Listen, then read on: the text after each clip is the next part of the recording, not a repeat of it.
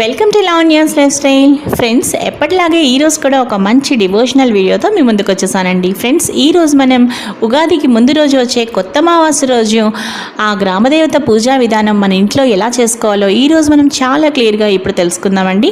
అలాగే Lavanya's life style ఛానల్ని మీరు ఫస్ట్ నుంచి ఫాలో అయ్యే వాళ్ళైతే మీకు తప్పకుండా మీరు ఆ వీడియోస్ని చూసే ఉంటారండి. నేను గ్రామదేవత పూజ ఇంట్లో ఎలా చేసుకున్నానో అనేది చాలా క్లియర్గా నేను అప్లోడ్ చేశాను.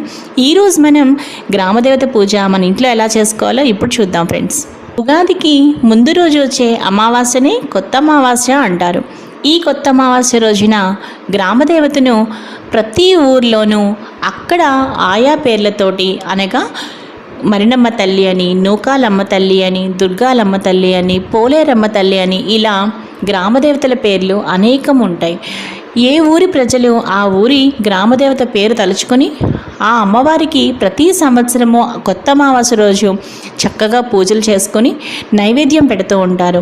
ఇలా నైవేద్యం ఎందుకు పెడతారు అంటే, సంతానం కలగాలని ఎవరైతే కోరుకుంటారో వాళ్లకు తప్పకుండా ఆ గ్రామదేవత అమ్మవారు సంతానాన్ని ప్రసాదిస్తుందని, అలాగే ఆ చక్కని సంతానాన్ని కూడా ఆ అమ్మవారు చల్లగా కరుణించి కాపాడుతుందనే నమ్మకంతో, ఆయు ఆరోగ్యాలతో, అష్ట ఐశ్వర్యాలతో, ఇష్ట సంపదలతో చక్కగా లక్షల 5వతనం కడుపు చలవతో వర్ధిల్లాలని ప్రతి ఒక్కరూ, పెళ్ళైన ప్రతి ఆడవాళ్ళు కూడా చక్కగా మనస్ఫూర్తిగా అమ్మవారిని ఆ రోజు కొత్త అమావాస్య రోజు చక్కగా పూజించి అమ్మవారికి ఈ నైవేద్యాలు తప్పనిసరిగా పెట్టుకుంటారు. మరి ఆ నైవేద్యాలు ఏంటో ఇప్పుడు తెలుసుకుందాం. ఫ్రెండ్స్, మనం కొత్త అమావాస్య రోజు గ్రామదేవతకి పెట్టవలసిన నైవేద్యాలు ఏమిటి అంటే, తప్పనిసరిగా పూర్ణం బూరెలు పెట్టాలి, అలాగే గారెలు, తర్వాత పెసరపప్పు, అంటే నానబెట్టిన పెసరపప్పు ఉంటుంది కదా, అంటే పెసరపప్పుని కొంచెం నీళ్ళల్లో నానబెట్టి మనం వడకడతాం కదా, వడపప్పు అంటాం. వడపప్పు, అలాగే పానకం, దానితో పాటు చక్కగా అన్నం, ఇంకా కొన్ని ప్రాంతాల్లో తెల్లగపిండి కూడా చేస్తూ ఉంటారు, తెల్లగపిండి కూర. ఇక చల్లని ఉపారంగా మనం ఏం చెప్తాము అంటే పెరుగు అండి.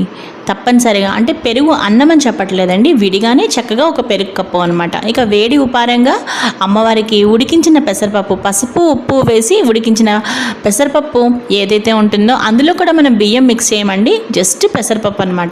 పసుపు ఉప్పు వేసి మనం పెసరపప్పును ఉడికిస్తాం కదా, అది వేడి ఉపారంగా, అలాగే చల్లని ఉపారంగా మనం చక్కగా పెరుగు అనమాట. ఇప్పుడు మనం అసలు ఎలా అమ్మవారి పూజ చేసుకోవాలి, నైవేద్యాలు ఎలా మనం అరేంజ్ చేయాలి అనేది కూడా మీకు చెప్తాను. అంటే మన ఇంట్లో చేసుకున్న, అంటే మనం